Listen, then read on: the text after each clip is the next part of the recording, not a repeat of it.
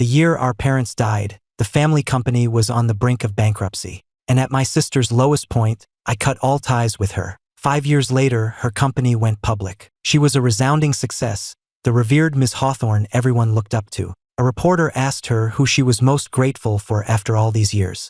My sister's gaze was cold, her tone dripping with sarcasm. The brother who left me for money. Actually, he's not my brother anymore. How is he doing now? The reporter pressed. This sparked a nationwide search for Ms. Hawthorne's brother, with a $10 million reward. But they never found me. All they found was the diary I kept before I died. When the reporter handed the diary to my sister, Chloe, she froze. Her hand trembled as she took it, only to toss it into the trash a second later. Is this some new trick of Ethan's?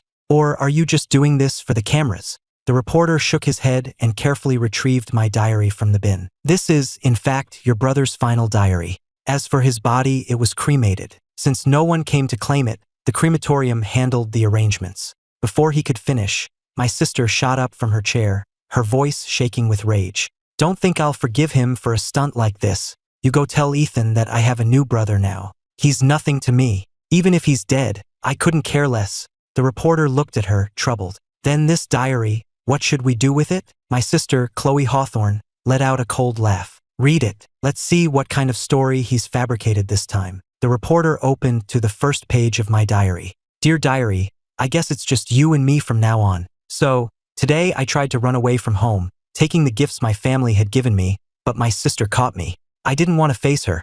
I just wanted to slip away quietly. But she was so persistent, grabbing my hand and begging me not to leave, saying I was the only family she had left. For a second, my heart wavered, but I kept my face cold and demanded, the company's bankrupt. Can you still buy me the collectible motorcycle models I like? I'm a big spender. Can you even afford to support me anymore? I'd rather not stick around here pinching pennies with you. Besides, I know someone. That made my sister even more frantic. She demanded to know who it was, warning me not to get scammed. She promised she'd work harder, that she'd make tons of money and give me back the privileged life I was used to. But you know what I said. I'd rather be scammed. What's it to you? If you were so capable, if you had the money to take care of me, then I'd be your good little brother and I'd come home. But when is that ever going to happen? My sister, always so proud, actually knelt down to beg me to stay. Pathetic, isn't it? I turned my head away, quickly wiping a tear from my eye before she could see. I even slapped her across the face. I told her to stop clinging to me, to stop holding me back from my future, and I declared that we were done. The slap stunned her. She just stood there, frozen, watching as I dragged my suitcase away. I'm sorry, Chloe. That must have really hurt. After reading the page, the reporter took a deep breath. I never realized how much Miss Hawthorne relied on her brother. But when the camera cut back to Chloe, her expression was unmoved, still glacial. She said flatly, I do have regrets. I regret being so good to him, only to raise an ungrateful brat. Dear diary, I'm back. I went to a different hospital today for a second opinion. I was praying the first diagnosis was a mistake. If it was, I could go back to Chloe and tell her I was sorry. All I'd have to do is apologize, and she'd forgive me, just like she always did. But life isn't full of miracles, is it? The doctor looked at me, his face grim. Where are your parents? This primary liver cancer, late stage. You need to be admitted to the hospital immediately. I didn't really understand all the medical terms, but the fear of death was enough to make me break down and cry. I'm only 18. The doctor gave me a sympathetic look and handed me the paperwork for admission. I went to the payment kiosk, saw the cost, and quietly slipped out of the hospital. It's for the best. My card is linked to Chloe's main account. I should save her the money. I'm gonna die soon anyway, so why waste her hard-earned cash? Every dollar is a struggle for her now. Ever since the main contractor for our parents' project skipped town, everything collapsed. The project went bust, the funding dried up. Mom and Dad were under so much pressure, running around trying to fix things, when they died in a car crash on their way back from a business dinner. Everything fell onto Chloe's shoulders. I watched creditors come to our house and strip it of everything valuable. I saw Chloe on her knees, begging them to leave the money they'd set aside for my college fund. But the bank seized it all anyway. To pay off the debts, she went everywhere, borrowing from anyone she could. She didn't have the time or money to see a doctor for her own health. The moment she was conscious after a collapse, she'd check herself out of the hospital and go right back to hustling, groveling for business.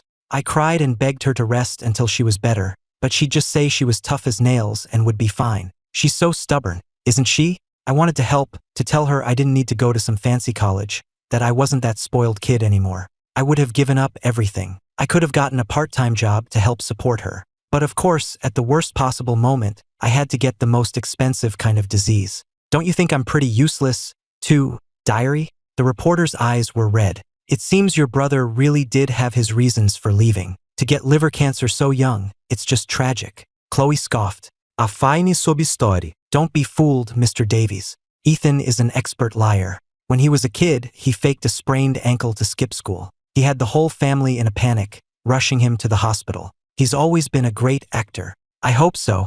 I couldn't sleep again last night. It's not that I didn't want to, the pain was just too much to bear.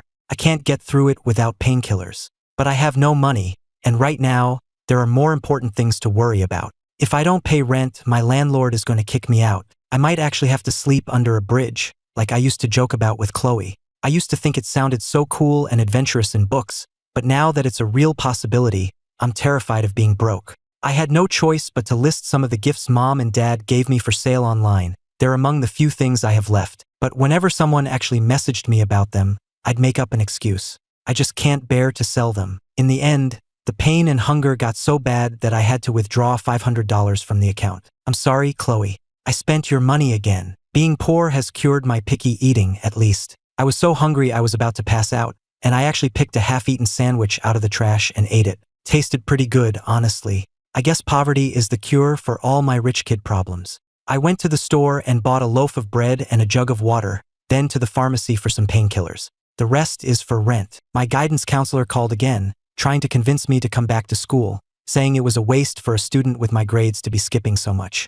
I was so afraid he'd call Chloe that I told him I was dropping out. But he called her anyway. Chloe just called. Her voice was hard and cold. Ethan, I know you want nothing to do with me. I don't care who you're shacking up with, but you don't throw away your future for them. You were always so proud of your grades. Is this how you honor Mom and Dad? By throwing your life away? It had only been 10 days since I'd heard her voice, but it felt like an eternity. I clamped my hand over my mouth to stifle a sob, but the tears just kept coming. Chloe, I miss you so much. On the other end, she grew impatient. If you're just going to be silent, then I'm really done with you. She hung up. I cried for a long time after that. I think I'm just going to block her number, diary. And tomorrow, I'll go make my withdrawal from school official. The reporter noticed Ms. Hawthorne seemed lost in thought. He paused for a moment, wiping a tear from the corner of his own eye. Dear diary, I moved. The last motel was $50 a night, way too expensive. I spent all day searching the city and finally found a place in a rundown neighborhood in the South Bronx. It's only $30 a night. It's a room with 4 bunks. There's this creepy older guy in the bed across from me. He gave me the chills the second I saw him. I shot a grateful look at the girl in the bunk below me. Her name is Alex. She just looked up at me and smiled. Don't worry, she said. I've got your back. She's really nice. I took my meds that night and slept soundly for once. I dreamed that Mom and Dad took Chloe and me to Disneyland. Chloe knew how much I loved Iron Man, so she stood in line for hours for me. When it was finally her turn, she called my name and pushed me forward to meet the actor. I was finally getting a picture with my hero. I was grinning so hard my eyes were just slits. Mom, Dad, and Chloe were watching from nearby, all smiling. But when the picture was done and I turned around, they were gone. The sunny sky had suddenly turned dark. I was so scared. I looked everywhere, but I couldn't find them. I woke up in a cold sweat. Alex was looking down at me, concerned. You okay? I just shook my head. She asked me why I was living in a place like this, and I ended up telling her everything. I don't know why, but I just trusted her. When I finished, she didn't say anything. She just hugged me. Her hug was so warm. Alex told me she was an orphan. She'd been adopted, but her adoptive father was abusive, so she ran away. She's been on her own since she was a teenager, met all sorts of people, and learned how to take care of herself. A kid like you, she said, definitely needs me to watch out for him. She taught me all these tricks for saving money, like how to find expired food at the supermarket. Sometimes they'll give you a small refund, other times they'll just let you take it for free. Or how to pick up discarded vegetable leaves at the farmer's market, cut off the bad parts, and boil them for a meal. Alex even got me a part-time gig just to make some cash. I made $60 in one afternoon. Holding that money for the first time, I didn't feel completely useless. I thought, if I could make this much every day, maybe I could even leave something behind for Chloe when I'm gone. I actually laughed out loud at the thought. Alex looked at me like I was an idiot. You're this happy over $60. She poked my forehead. You've got low standards. Besides having to watch out for that creepy guy and racing to get washed up before they cut the power and water at 10 p.m., I was actually pretty happy living here. It's almost lights out. Good night. The reporter noticed that when he read the part about the creepy guy, even the stoic Miss Hawthorne quietly clenched her fist. He thought that perhaps she didn't despise her brother as much as she let on. But a moment later, he dismissed it as his imagination, turned the page, and continued reading. Dear Diary, I left. Alex saw me coughing up blood yesterday. She has almost no money to her name, but she insisted on taking me to a doctor. I hadn't told her I was sick, just that I'd had a fight with my sister. But I couldn't hide it from her anymore. Maybe I'm just bad luck. I don't want to be a burden to Chloe, and I definitely don't want to drag down this kind, tough girl I just met. She told me she's saving up to open her own auto repair shop one day, to have a place of her own. I'm not going to let you die this young, she said, her eyes full of defiance. I just smiled and nodded, but in my head, I was thinking, goodbye, Alex. I packed my few things and slipped out early the next morning. I'm squatting while I write this, and my legs are falling asleep. Hold on, let me stretch. Okay, my health is getting worse. I've started throwing up blood now. It just happened again. People on the street were freaked out. They all kept their distance, pointing and whispering. I just curled into a ball and waited a long time before I could even lift my head. I saw a drop of blood had landed on the page. I tried to wipe it away, but it just smeared and made the stain bigger. I'm sorry, diary, for getting you dirty. I really didn't mean to. I just can't control it. While I was catching my breath, an older woman in worn-out clothes came over and pressed some money into my hand. I tried to refuse, but she just dropped it and hurried away. I followed her quietly and saw she was with her husband, who was in a wheelchair, holding a small child. She smoothed her hair, kissed the baby's cheek, and went right back to calling out, trying to sell fruit from a small cart. I waited there for a long time, until it got dark and I was half frozen. They still had most of their fruit left. The woman sighed, and her husband said a few comforting words. They started packing up, placing the baby in a little basket. I pulled on my beanie, walked over quickly, and when they weren't looking, I tucked the money she gave me back into the baby's blanket. What a well-crafted story. I was almost moved. Chloe interrupted. Is he broke? Did he start writing fiction for money? Mr. Davies, there's no need to read any further. It's ridiculous that I've sat here and wasted this much time. If he's going to fake his own death because he's too cowardly to face me, then I'll just consider him dead for real. It's not like I care. With that, she stood up and walked away without a backward glance. The interview was over, but that interview segment went viral. Someone dug up old reports from 5 years ago, showing Ms. Hawthorne visiting a therapist's office right after she and her brother cut ties. People speculated that the death of her parents and her brother's betrayal had led to severe depression. They also found out that once her company was stable, she had adopted a new younger brother. Ethan's diary, however, became the subject of intense debate online. Some called him a drama queen, faking his own death for attention. They said he abandoned his sister for money, leaving her to face bankruptcy and causing her immense psychological damage. Now that she was successful, he was playing the victim to win sympathy, even fabricating a diary. Too bad for him, Ms. Hawthorne had a new brother now. Rumor was, for his 18th birthday, she rented out an entire amusement park and bought him a limited edition sports car. She doted on him completely, but others weren't so sure. They felt the diary seemed too real, the emotions too sincere. They couldn't believe the person who wrote it was just a gold digger. Whatever their opinion, everyone was eager to hear the rest of the diary. For the sake of publicity, the TV station contacted Ms. Hawthorne again, asking for her permission to release the rest of her brother's final entries. Whether out of disbelief or genuine indifference, no one knew, but Ms. Hawthorne's assistant replied that the diary was now the station's property to do with as they pleased, publicize or destroy. She didn't care. The assistant added that Ms. Hawthorne had made it clear she only had one brother, Leo. A portion of the online comments were smug, saying it served Ethan right and that his act was pointless since his sister clearly didn't care. With permission granted, the station quickly scheduled a live special, The Final Diary of Ethan Hawthorne. On screen, Mr. Davies looked solemn. Like all of you, I have not read this diary ahead of time. With Ms. Hawthorne's permission, I will now share it with you. I only ask that you listen with an open heart. The stream's viewership exploded, hitting 1 million viewers in under a minute. Everyone waited for him to open the diary. Meanwhile, at the Hawthorne residence, her assistant, Mark, watched Chloe with a complicated expression. After a long pause, he finally said, Ms. Hawthorne, the program is starting. Chloe didn't even look up from her work. I told you, I don't want to hear another word about him. Mr. Davies took a deep breath and began to read. Dear Diary, I found a little dog today.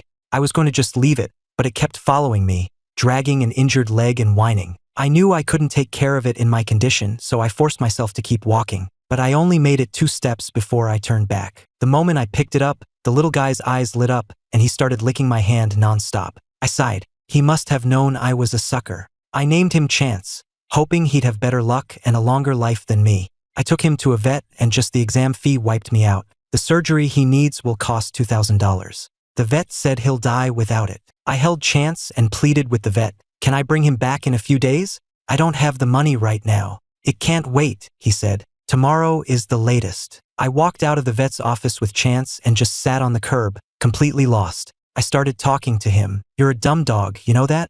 Of all the people in this city, you had to pick me, a guy who's about to die. And I'm broke. Where am I supposed to get $2,000 for you? He couldn't understand me, of course. He just wagged his tail, happy to have found a home. Watching him, my eyes started to tear up again. I had no choice. I walked to an ATM, my hand hovering over the keypad, about to withdraw the $2,000. This is the last time, Chloe, I swear. The very last time I'll spend your money. But the transaction was declined. She canceled my card. My heart just sank, but it makes sense. I'm the one who said we were done. She has no reason to keep giving me money. I never wanted to contact her again, but for Chance I had to. I unblocked her number and called. It rang for so long I thought she wouldn't pick up, but then, finally, she answered. She let out a cold laugh. Having regrets? To think you'd actually call me after blocking my number. Didn't you say we were done? Or did you just run out of money? Her words cut me off before I could speak. I wanted to hang up so badly, but then I felt Chance shift in my arms. I need $2,000, I said. She was silent for a moment, then her voice was sharp. You haven't contacted me in weeks. You don't ask if I'm eating, if I'm sleeping, if I miss you. You just want money. Is that right? I bit my lip so hard I could taste blood, and I forced myself to swallow. I answered like a robot, yes. I thought I heard a sob on her end. Fine. You want money? I'll give it all to you. Are you happy now? I should have known better than to ever have hope for you. Ethan, you are heartless. As of today, we are officially done. You are no longer my brother. She hung up, couldn't hold it back anymore. I collapsed to the ground, holding Chance, and vomited. So much blood. It didn't show up much against the dark pavement. Chance was terrified, whining and licking my face. I tried to soothe him, but I just felt numb. The pain in my chest was worse. I looked at my phone and saw a notification. A transfer for $20,000 from Chloe. When I tried to send the extra money back, I discovered she had already blocked me. I held Chance and just cried. I knew it was real this time. Chloe was really done with me. I had wanted her to forget me, to cut me off, but now that she had, I was so heartbroken I could barely breathe. I don't have a home anymore, Chance. The live chat was flooding with comments. Even if he's faking and made this all up, this story is killing me. I'm crying. Keep going. What happened to Chance? The dog can't talk. He just thinks he's found a home. That's brutal. There were still a few people calling Ethan an actor, but they were drowned out. It seemed everyone was now more worried about the dog. Urged on by the viewers, Mr. Davies collected himself and turned the page. Dear Diary, it's been a while. I have good news. Chance had his surgery and he's all better now. He's become the clingiest little dog, though. He follows me everywhere, and even sleeps curled up at my feet. The bad news is my sickness is worse. I don't know how much time I have left. Maybe less than a month. When I go to the pharmacy to buy painkillers now, the pharmacists look at me with suspicion, like I'm an addict. Luckily, I still have my diagnosis papers.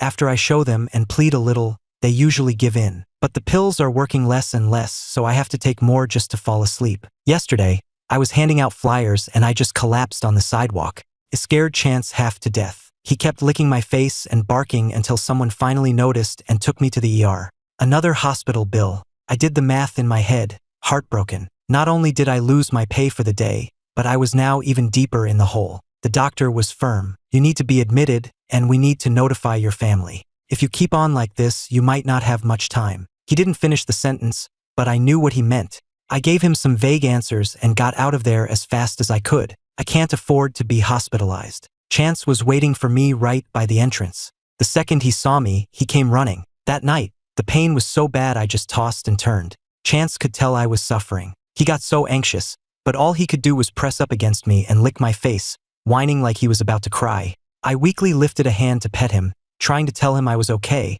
but a second later I was running to the bathroom, heaving into the toilet. Felt like I was trying to empty my entire body. I don't know how long I was there, just vomiting until the world went black. I came to with Chance licking my face. I caught a glimpse of myself in the mirror and it scared me. I look awful. My hair is thinning, my skin is yellow, and my once full cheeks are so sunken you can see the sharp line of my jaw. Chloe used to tease me about my baby face, saying I looked harmless. Now it looks like I'm stuck with this face forever. Staying young forever isn't all it's cracked up to be. I wanted to grow up, to be there for Chloe, to watch her get married and build her career and be happy. I splashed some water on my face and patted my cheeks, trying to psych myself up. I guess there's one good thing about this. At least Chloe can't see what I look like now. It would terrify her. I took some pills and managed to get to sleep, but I woke up in the middle of the night with a fever. It hurt so much. Diary. I really miss Chloe. I just want to see her one more time, just from a distance. That's not too much to ask, is it? I'm going to go see her. I'll take Chance with me. I've got my beanie, a face mask, and my black jacket. I'll look like some kind of spy. I just want to see her from far away. That's all. Dear Diary, I'm back. Chloe is still as beautiful and sharp as ever. She's taller but thinner too. I was just going to look and then leave, but she seemed so unhappy. She used to smile all the time. I followed her without thinking. I didn't know why she was going to a medical building or why she was seeing a therapist. After she left, I asked the doctor about her. He refused to tell me anything at first, citing patient confidentiality. But I kept begging, and he finally sighed and told me about her condition. Chloe is sick, really sick. Our parents' death hit her hard, but me leaving made her blame herself for everything. She thinks she failed, that she couldn't take care of me, and that's why I left. The doctor said she even started hurting herself. I cried, and then I started laughing through the tears. She's so stupid. It was me who was useless. I was the one who would have dragged her down. Chloe is the best sister in the world. She'd save her allowance for a whole year to buy me one expensive birthday gift. She'd get suspended for beating up the jocks who picked on me. After Mom and Dad died, she handled everything, shouldered all that pressure by herself, and still tried to give me a good life. How could I ever despise her? Mr. Davies paused, holding the diary up to the camera. The audience could see that besides the neat script, the page was warped and stained, the ink blurred in places. He must have cried for a long time for the tears to soak the page like this, the reporter said, his own voice thick with emotion as he tried to steady it. I'm so useless. There's nothing I can do. I watched her walk right past me, and I didn't have the courage to even hug her. Our eyes met for a split second, but she just looked away. She didn't recognize me. I guess that's for the best. I look like a ghost. It's better if she never sees me like this. I don't want to make her sad.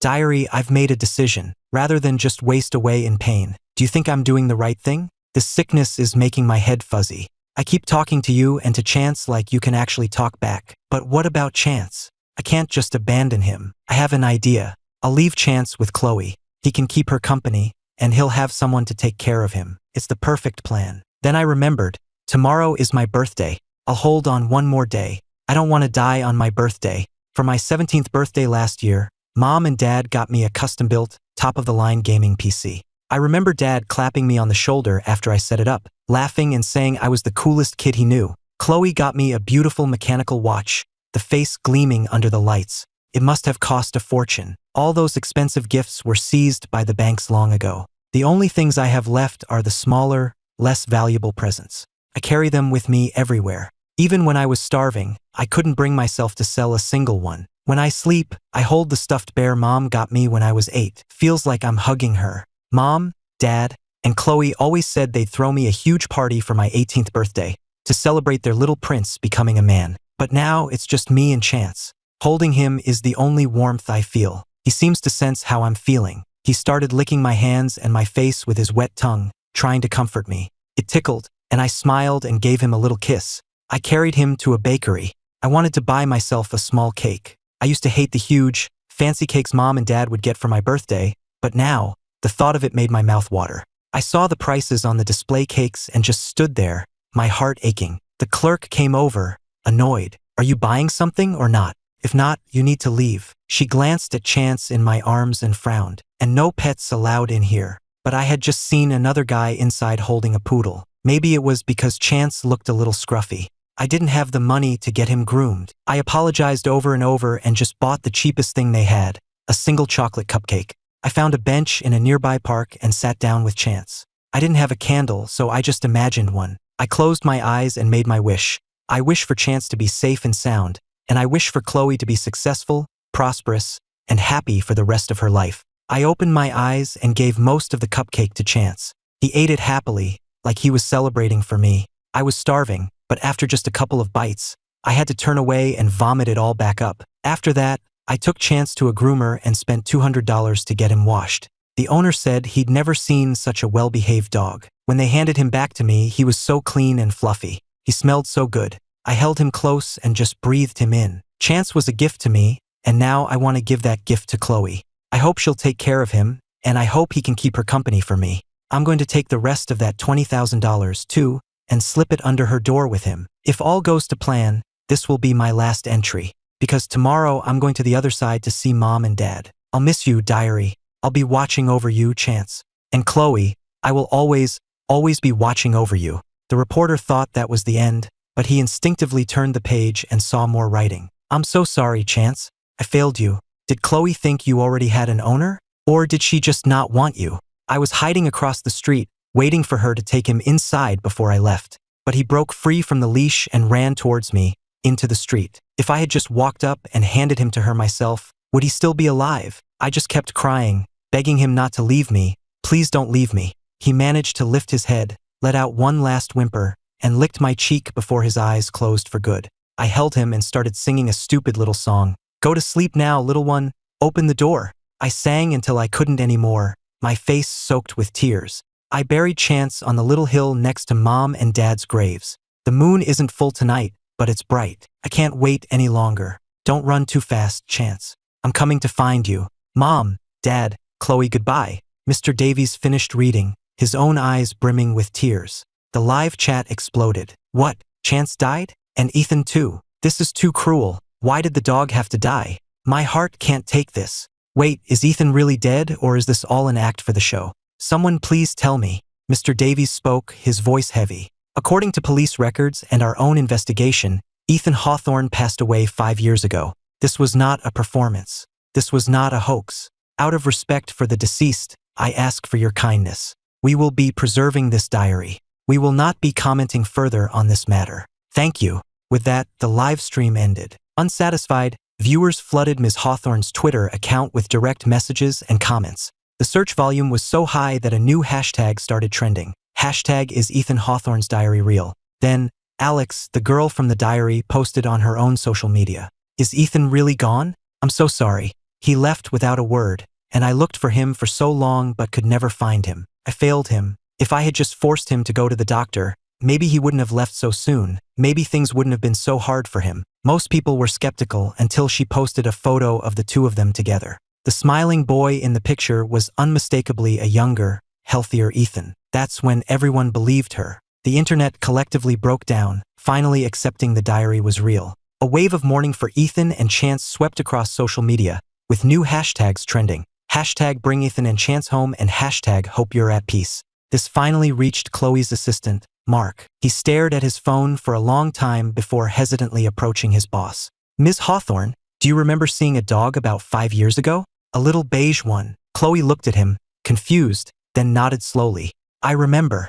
I was coming home from the office and there was a little dog tied to the post out front. It was beige with a little pink nose. Very clean and cute, obviously someone's pet. I remembered how much Ethan loved animals, so I went over and petted it. It was so sweet, just kept wagging its tail. I figured its owner would be back soon, so I went inside. A little while later, I heard a commotion outside and went to the window. There was a boy in the middle of the street, holding the dog and just sobbing. It must have been the owner. I heard later that the dog got anxious waiting, broke its leash, and ran into traffic. Mark froze. Just then, his phone buzzed. He looked down at the file that had just been sent to him, and his breath caught in his throat. Ms. Hawthorne, I'm sorry. I've been looking into this behind your back, about the diary and about your brother. He's really gone. The police department registered his death 5 years ago. The certificate is authentic. It can't be faked. He died by suicide. The diary is real. Without daring to look at Chloe's reaction, Mark opened the trending topics on his phone. You should see this. Everything that happened to Ethan. The full diary was released today. I thought you should know. As he reached the door, he added quietly, your brother, he really went through a lot. Mark stepped out of the office, closing the door softly behind him. With that gentle click, the outside world seemed to vanish. Inside, there was only Chloe Hawthorne and the investigation file in her hands, which suddenly felt as heavy as lead. The air in the room grew thick and still. The cold, indifferent facade she had maintained for years shattered like a popped balloon. She couldn't bring herself to open the file, her icy fingertips just tracing the rough edge of the paper. Images from the interview flashed through her mind against her will. The unnatural clench in her chest when the reporter first produced the diary. The small, sharp pangs of doubt she had crushed while listening to the entries. And that line, so Chance will have someone to take care of him. At the time, she'd dismissed it as a clumsy lie. Now, each word was a poisoned needle driving straight into her heart. With a trembling hand, she finally opened the file. The first page was a photocopy of the official death certificate, its black and white text stark and cold. Name, Ethan Hawthorne. Gender, male. Date of death, an autumn day 5 years ago, just 3 months after their last phone call. Cause of death, suicide by ingestion of poison. Location of discovery, a small grove by the river on the outskirts of the city, near the cemetery where he mentioned his parents were buried. Discovered by an elderly man out for a morning walk. Disposition of remains, unclaimed. Cremated as per city regulations. Ashes held for the required period, then scattered. Every word was a dull knife, sawing back and forth across her heart. The 2 words, unclaimed, felt like a physical slap across her face. What had she been doing then? Wallowing in the anger and pain of his betrayal. Sitting in her therapist's office. Forcing smiles at cocktail parties. It had never once occurred to her to even check, to make sure he was actually okay somewhere. The next pages were grainy photocopies of the scene. A young man, so gaunt he was almost unrecognizable, leaned peacefully against a tree. He was wearing the black jacket from the diary, a beanie pulled down low over his face, and clutched tightly in his arms was a worn, brown teddy bear. Chloe recognized it instantly. It was the bear Mom had given him for his 8th birthday. He had kept it all this time. Another photo showed the diary, lying beside him, carefully wrapped in a plastic bag as if to protect it from the morning dew. Even at the end, he was protecting the only friend he had left to talk to. Chloe's breathing grew ragged, her vision blurring. She slapped a hand over her mouth, but it couldn't stifle the broken sobs that tore their way up from her chest. The tears she thought had dried up years ago now burst free, hot and scalding against her skin. Ethan, Ethan, my Ethan, she whispered, her voice a raw, unrecognizable rasp. It wasn't a trick. It wasn't a story. He had really been sick. He had really been destitute. He had spent his last days suffering unimaginable pain and loneliness.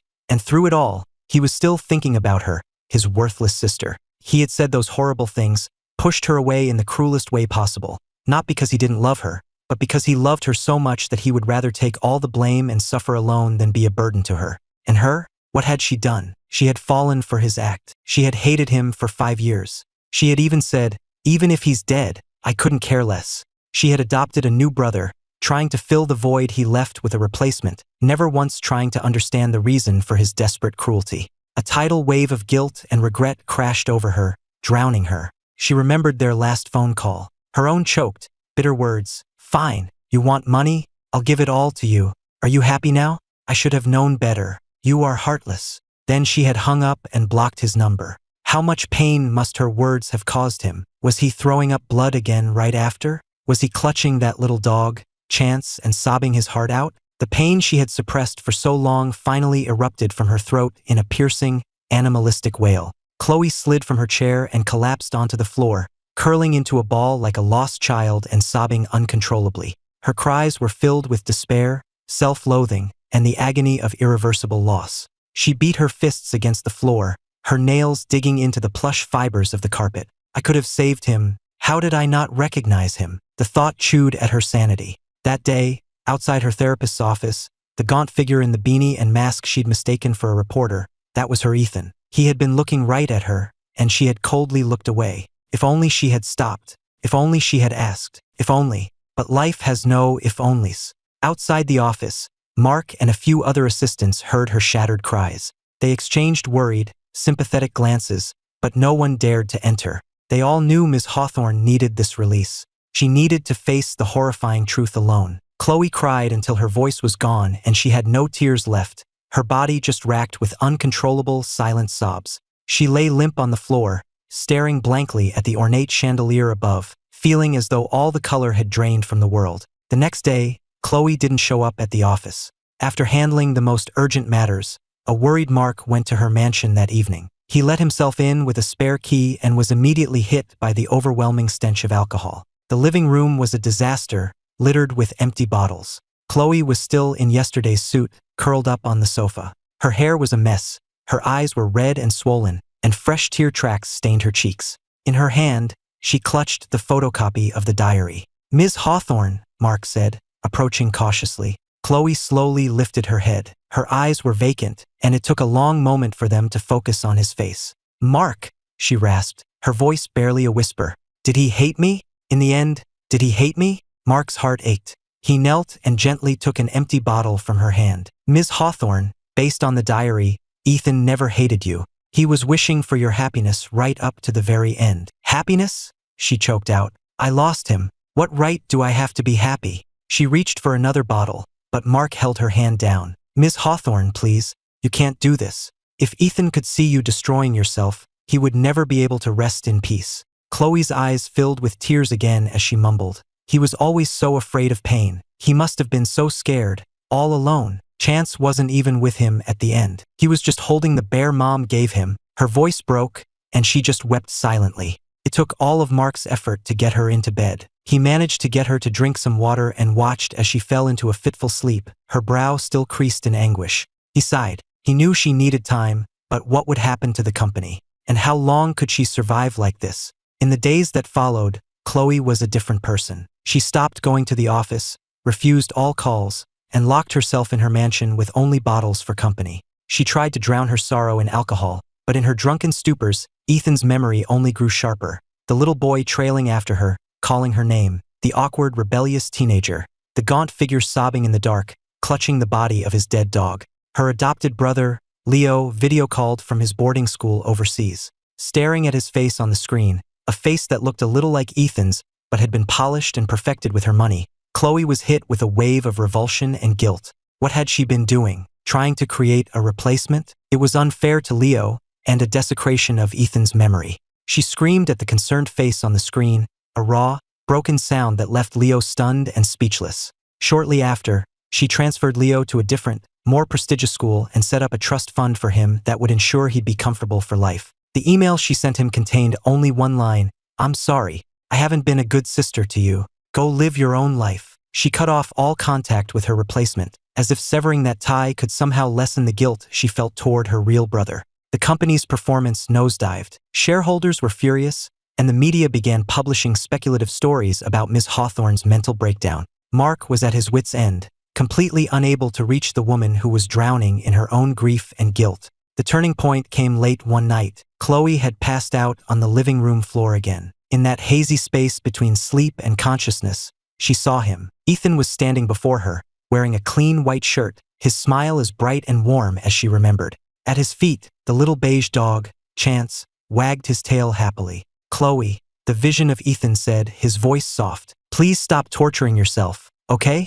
"Ethan," she whispered, reaching out, but her hand closed on empty air. Tears blurred her vision. "I'm so sorry. I was so wrong. I never blamed you," the vision smiled, his warmth washing over her. "I was so happy and proud to see how successful you became. Chloe, please live a good life for both of us. Be happy, okay? That's my greatest wish." "Ethan," Chloe sobbed. "Promise me, Chloe." His image began to fade, his voice growing distant. I promise you," she cried out, bolting upright on the floor. The living room was empty. Only moonlight streamed through the window. There was no sign of Ethan, but the dream had been so vivid, his words still echoing in her ears.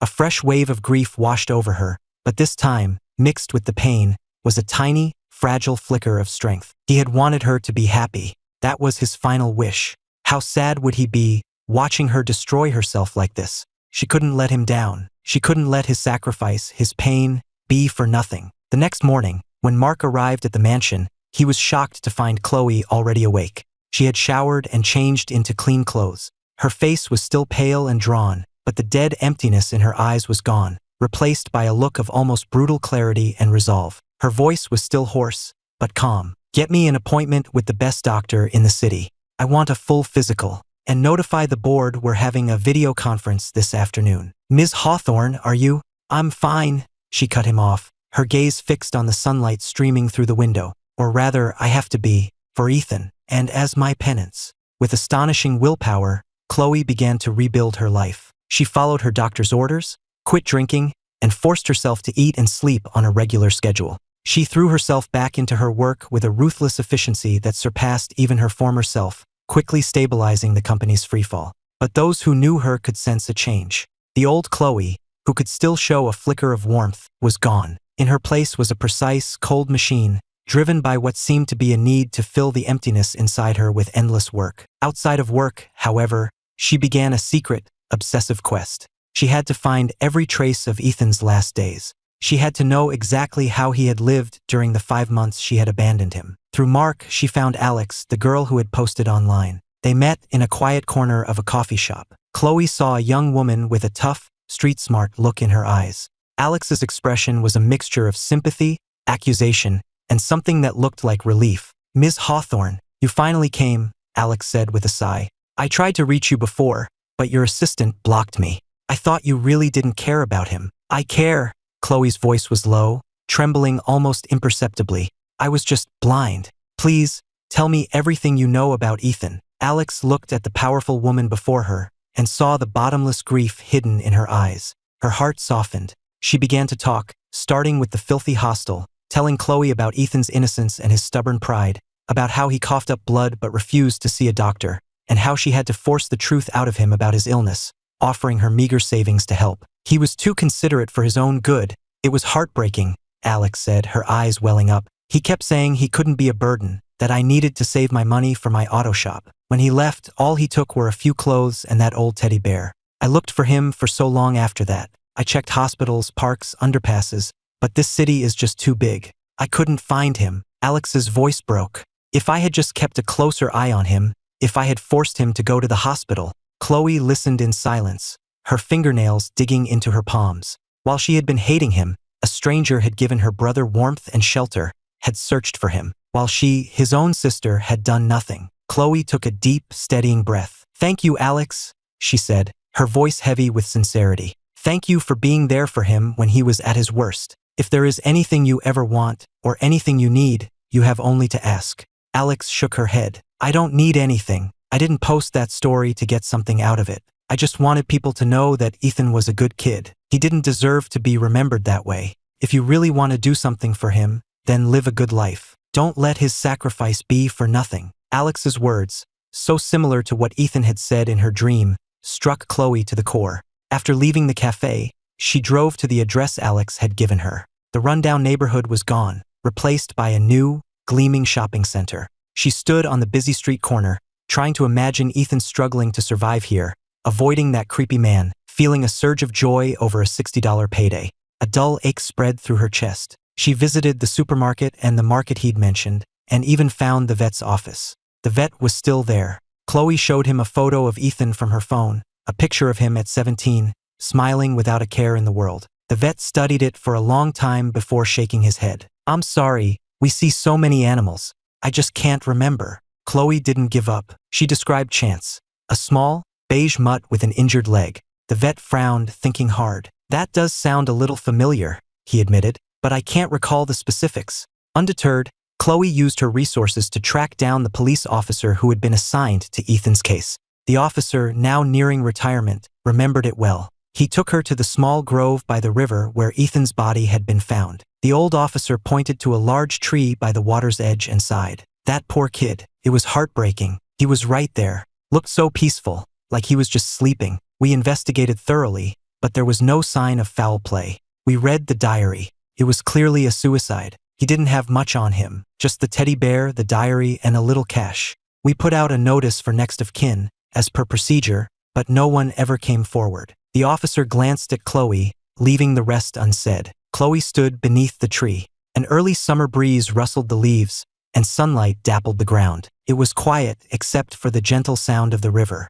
Had Ethan chosen this spot to be closer to their parents? What was he thinking in his final moments as he looked out at this peaceful grove? Was he remembering the picnics Mom and Dad used to take them on? She knelt and gently touched the rough bark of the tree, as if she could feel the last trace of his warmth. Silent tears fell, soaking into the earth. "Ethan, I'm here," she whispered, her voice shattering in the wind. "I'm so sorry I'm late." Finally, she went to the cemetery. Next to her parents' grave, she found the small, unremarkable mound of earth he had described. This was where he had buried Chance. It was now covered in green grass and tiny wildflowers. She carefully cleared the weeds around it. Then, next to Chance's little grave, she buried a small, ornate box. Inside were the ashes of the original diary. She had paid to have it professionally and cleanly incinerated, and had brought the ashes here. She gently patted the mound of earth. "Chance," she said softly, "thank you for being with him in those last days. Please, keep him company here. Keep him and Mom and Dad company, okay?" After she was done, Chloe stood before her parents' tombstone. Looking at their smiling faces in the photograph, she bowed deeply. Her voice was calm and steady. "Mom, Dad, I'm sorry. I failed to take care of him, but I promise you, from this day forward, I will live my life for both of us. I will do something to make his life and his death meaningful." Back in the city, Chloe made a momentous decision. She called a press conference and announced the formation of the Ethan Chance Foundation. She was seeding it with the majority of her personal assets. The foundation would have two primary missions: to provide financial and psychological support for underprivileged young people with cancer, and to fund the rescue, treatment, and adoption of stray animals.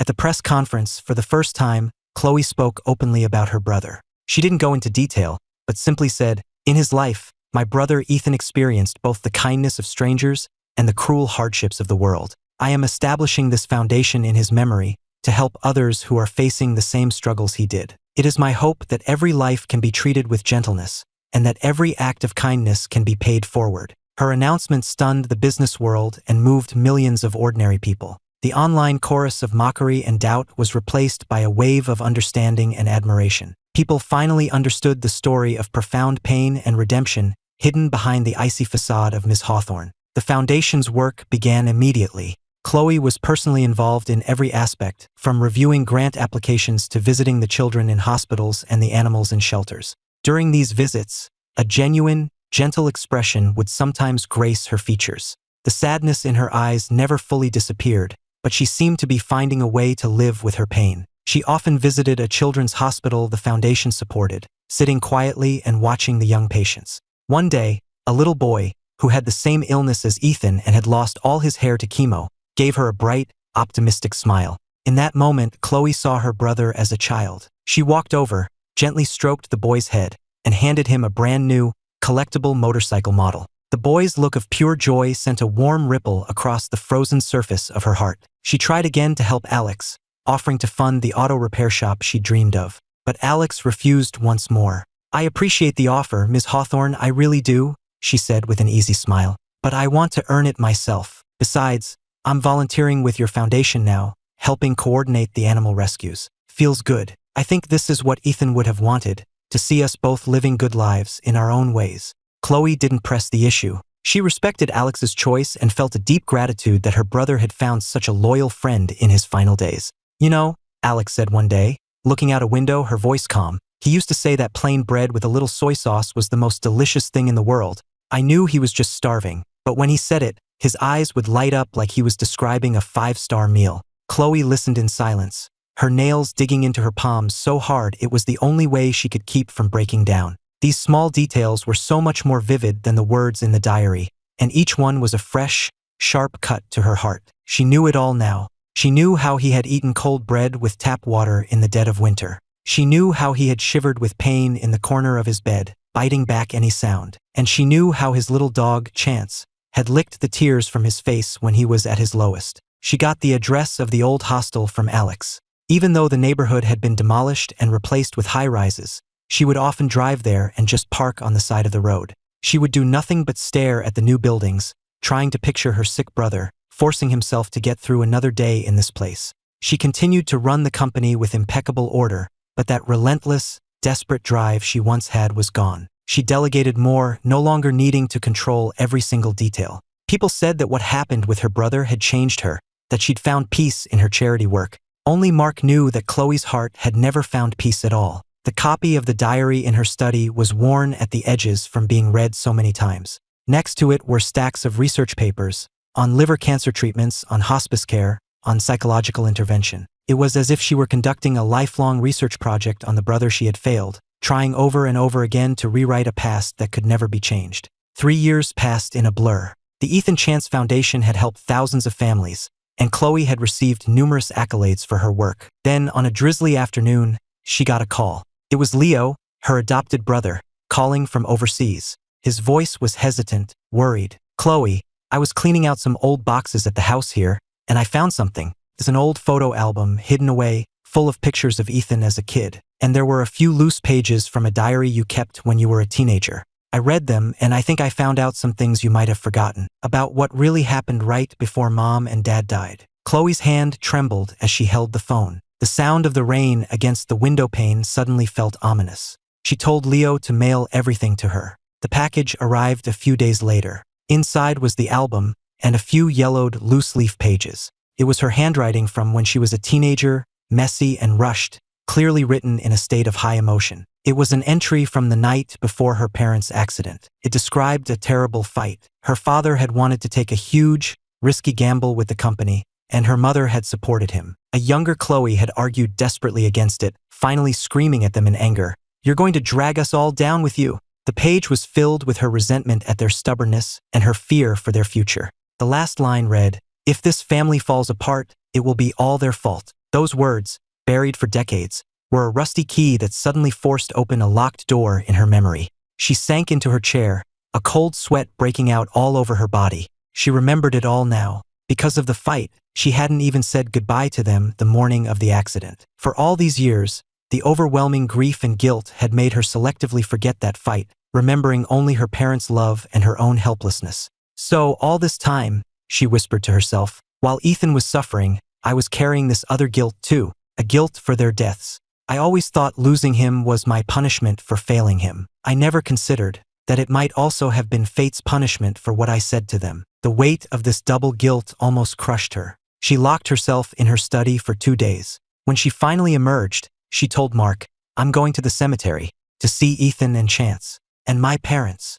At the cemetery, she stood before the graves. She had arranged for Ethan and Chance to be buried together, right next to their parents. On the headstone, a photo of the smiling boy, with Chance sitting obediently at his feet. Chloe stood in the light rain, wearing her black coat, not bothering with an umbrella. She stared at the photograph for a long time before slowly sinking to her knees. She didn't cry. She just gently wiped the raindrops from the image of his face. "Ethan," she said softly, "I think I'm starting to understand. I always thought I lost you because I wasn't good enough. But now I think maybe our family was on a difficult path long before that. Dad's gambling, Mom enabling him, my own stubbornness, and your terrible, unlucky sickness. It was all of it, mixed together. I was wrong. I was wrong to be so young and cruel. I was wrong to spend all those years trying to prove myself instead of seeing that you were just trying to protect me. And I was wrong to spend all this time torturing myself when I almost forgot your final wish. You said you wanted me to be happy. I used to think that was impossible. How could I ever be happy without you?" She paused, and the rain running down her face mixed with the tears that finally began to fall. "But now I want to try. I'm going to keep looking after the Ethan Chance Foundation to help more kids like you. I'm going to run the company well and make it a force for good. And I'm going to try to really live my life. That includes Leo. He's a good kid, and he deserves better. Ethan, I may never be able to fully forgive myself, but I promise you, I won't stay buried in the past. I will carry my love for you, and I will live a good, meaningful life. That's all you ever wanted, isn't it?" She leaned forward and pressed her forehead against the cold stone, as if she could feel a response from the other side. The rain began to subside, and a single ray of sunlight broke through the clouds. It illuminated the bouquet of white flowers she had laid down, making the raindrops on the petals sparkle like diamonds. Chloe stood up, gave her brother's picture one last look, and walked away. Her steps were no longer as heavy as they had been when she arrived. They were still slow, but they felt more solid, more grounded. A breeze whispered through the nearby pine trees, a sound like a sigh of both sorrow and relief. It seems the story could end here. A story of forgiveness and redemption, of learning how to carry your wounds and keep walking forward. Chloe Hawthorne had finally turned the most painful page of her life and was beginning to write the next. It would always be a story filled with longing, but perhaps now it would also have a little light of its own. Chloe's life settled into a new rhythm. She was still busy, but it was no longer the frantic, self-punishing pace of before. She began seeing her therapist regularly, finally confronting her complex feelings about her parents' deaths and the guilt that had defined her relationship with Ethan. The process was difficult, marked by sleepless nights and emotional setbacks, but she persevered. Her relationship with Leo entered a new phase as well. After receiving the album, she called him, the first time she had ever initiated a long conversation. She didn't try to explain the past, but she sincerely thanked him for helping her uncover a part of herself she had buried. She acknowledged the distance he must have felt and made it clear that, blood or not, they were family, and she wanted to build a real relationship with him. "You take care of yourself, too, Chloe," he had replied. The Ethan Chance Foundation grew steadily under her guidance. She expanded its mission beyond just financial aid, establishing teams of social workers to provide psychological support and hospice care. At one of the foundation's annual galas, a young girl whose treatment they had funded grabbed her hand, tears in her eyes. "Ms. Hawthorne," she said, "thank you and thank Ethan for giving me a second chance at life." In that moment, Chloe felt not just gratification, but a strange sense of peace, as if Ethan's life was continuing on in a different form. She still visited the cemetery, but her visits were no longer steeped in grief. Sometimes she'd bring sunflowers, his favorite. Other times she'd just sit and talk, telling them about the foundation or complaining about a problem at work, just as she would have with Ethan. Once, she even left a new chew toy by Chance's grave. "Take good care of him, Chance," she whispered. 2 more years passed. After a business conference, Chloe was in the hotel lobby when she ran into a familiar face.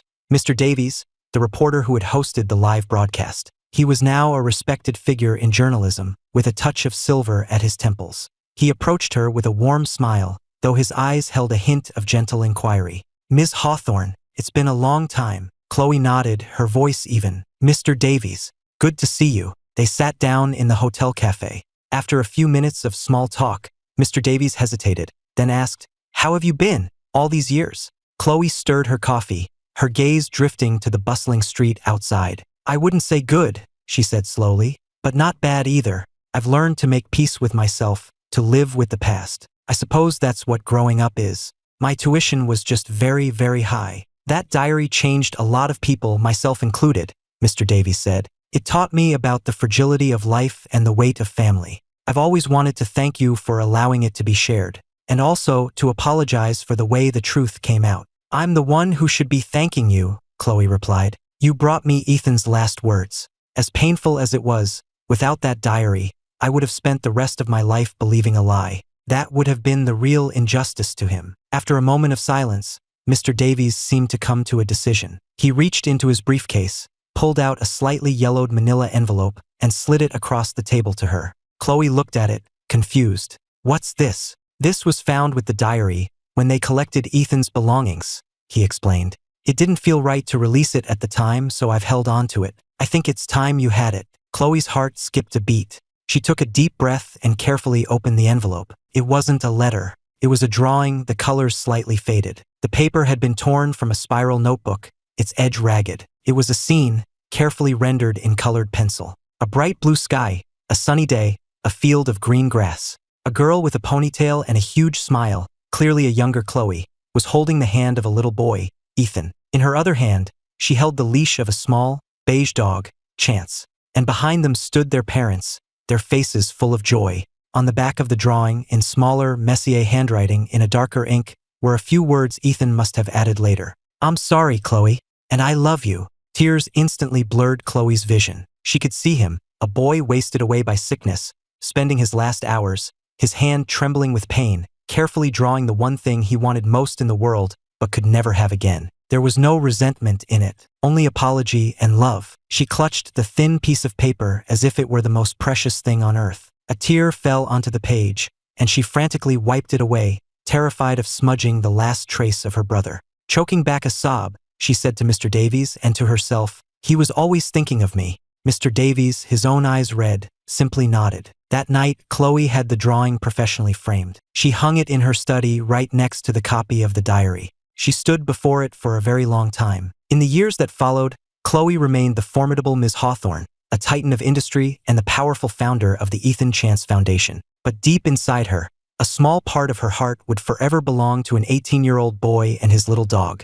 She no longer tried to forget. She chose to remember, and she carried that heavy, profound love with her as she walked through the world, trying her best to live the life he had wished for her. She knew that life would bring more storms, but in her heart, she now held an eternal, warm umbrella for both herself and for Ethan. It wasn't a happy ending, not by any means, but it was, at last, a kind of real, scarred, and honest wholeness. Chloe's life settled into a new normal. The drawing, which she titled My Family, was like a tiny beam of light that had found its way into the coldest, darkest corner of her heart. It didn't erase her grief, but it miraculously dissolved the sharpest edges of her self-loathing. She realized that Ethan had left her not just with pain and regret, but with a love so pure it was a blessing, and that knowledge gave her the strength to truly move on. She began to actively shape her life outside of work. She took up oil painting again, a passion from her youth, signing up for a weekend class. The smell of turpentine and the feel of the brush on canvas brought her a sense of peace she hadn't felt in years.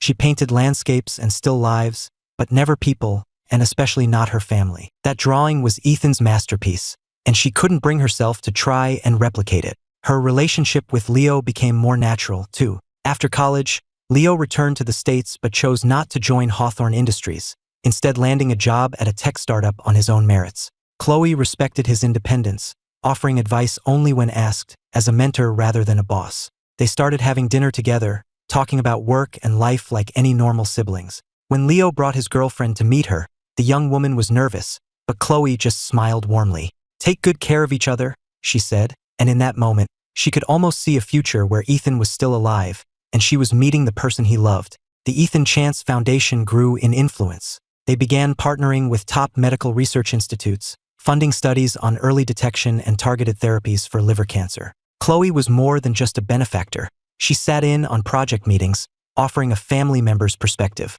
During one presentation, a young researcher excitedly reported a new screening technique that could improve early detection rates by 30%. Listening to him, Chloe felt a familiar heat behind her eyes. She remembered Ethan's diagnosis, already late stage. She dug her nails into her palm, forcing the emotion down. If only they had caught it sooner. Her resolve to fund this research hardened into steel. Time passed peacefully, until one autumn afternoon when Chloe received a call from a hospice. It wasn't about Leo, it was about Alex. "Ms. Alex has taken a turn for the worse," the nurse said gently. "It's from years of pushing herself too hard. The prognosis isn't good. She's asking to see you." Chloe canceled everything and drove immediately. In the sterile-smelling room, Alex was far thinner than Chloe remembered, her face pale, but her eyes still held that same clear, defiant spark. She managed a weak smile. "Ms. Hawthorne, you came." Chloe sat by the bed and took her frail hand. "Don't call me Ms. Hawthorne. Please, call me Chloe." Alex shook her head, taking a ragged breath. "Habit. Besides, you are Ms. Hawthorne. I don't have much time. There's something I've been meaning to tell you." Chloe's heart clenched. "Tell me." Alex's gaze drifted toward the window, her eyes distant with memory. "Before he died, Ethan left a message for you. It wasn't in the diary. He was having a really bad day in a lot of pain. He was kind of delirious, and he grabbed my hand and said, 'Alex, if my sister ever finds out, please, tell her for me.'" Alex paused, her breathing shallow. Chloe offered her a glass of water, but she waved it away, determined to finish. He said, "Tell her not to be sad for too long. Tell her to find someone to be with so she won't be alone like after Mom and Dad died. And tell her to eat a hot meal every day." Her voice faded, the last words barely a whisper. Silent tears streamed down Chloe's face. "Don't be sad for too long. Find someone. Eat a hot meal." These were his last thoughts. Choking on a sob, Chloe pressed her face into Alex's hand. "That foolish, foolish boy," she wept. "He never blamed you," Alex whispered. "He always said you were the best sister in the world." A few days later, Alex passed away peacefully. Chloe had her buried next to Ethan, laying a bouquet of sunflowers on the fresh earth. "Go be with him now," she said. She started to take meals seriously, even hiring a cook and learning a few dishes herself. The warmth of the kitchen felt grounding. One evening, listening to Leo's excited voice on the phone, celebrating a success at work, she found herself smiling. She walked into her study and looked at the drawing. This time, there were no tears, only a quiet promise. "I will live a good life," she whispered. "I'll carry all of your love with me." Her visits to the cemetery became less like mourning and more like visiting old friends, where she'd sit and share the latest news. She moved the drawing to her bedroom, a daily reminder of the love that surrounded her. The foundation helped hundreds of thousands, its early screening programs saving countless lives. Each success story eased the ache of her regret. At a global philanthropy summit, a speaker noted that the foundation's name, Ethan Chance, embodied a profound philosophy, that we remember the dead in order to better cherish the living. Chloe smiled. That had become her life's work. Leo's career took off. He brought his girlfriend, a kind young woman named Olivia, to meet her. Olivia made a pot roast that tasted remarkably like their mother's. A decade passed. The silver at Chloe's temples spread, and her eyes held a deep serenity. She stepped back from the day-to-day operations of the company, focusing on strategy and her foundation, and spent her free time in her garden, which was filled with sunflowers and white chrysanthemums. When a documentary filmmaker approached her about telling the foundation's story, she agreed on the condition that it focus on the work, not the tragedy. "How did you move on from such a dark time?" the director asked. "You don't move on," Chloe replied. "You learn to carry it. The people you love become a part of you." The foundation is about carrying that love forward, to create more chances at life for others. The documentary was a quiet success, her story of rebuilding from ruin resonating with many. At Leo's wedding, she looked at the happy couple, then at the empty chair they had saved for Ethan. "I know someone who couldn't be here today is very happy for you both," she said in her toast. "You have to be happy, Chloe," Leo told her later. Chloe became a grandmother. She held her granddaughter, Claire, whose eyes were the same shade of brown as Ethan's. She would push her stroller through the garden. "Look," she'd say, pointing to the sky, "that's your great-uncle Ethan and his dog Chance. They love you very much." When Claire was 3, she learned to say grandma, and the sound of her small voice was a balm to Chloe's soul. She read her fairy tales, but never the one about the boy and his diary. Hawthorne Industries thrived, as did the foundation. Chloe retired, spending her days in her garden. One night, little Claire pointed to the sky. "Grandma, bright star." Chloe smiled. "Maybe that's your great-uncle Ethan," she said softly, "watching over us." For her 70th birthday, Leo gave her a handmade scrapbook. The first page was a child's crayon copy of Ethan's drawing, with Claire's wobbly letters underneath: great-grandpa, great-grandma, great-uncle Ethan, Chance, and us. The last pages were blank, with a small note from Leo, for us to fill in together. Chloe traced the drawing with her finger, her eyes wet, but a smile on her lips. He hadn't been forgotten. He was a warm and cherished part of their family's story. In her final years, she spent her time organizing old family belongings, labeling each one, so Claire would always know the story of where she came from. In the end, after a long life devoted to others, Chloe Hawthorne passed away peacefully. Her nurse later said that just before the end, she had tears in her eyes and whispered, "Mom, Dad, Ethan, you're here for me. I'm so sorry I didn't take care of him." The nurse added, "I've never seen an old woman cry with such heartbreak, but when she finally passed, she was so peaceful. She had the most contented, childlike smile on her face."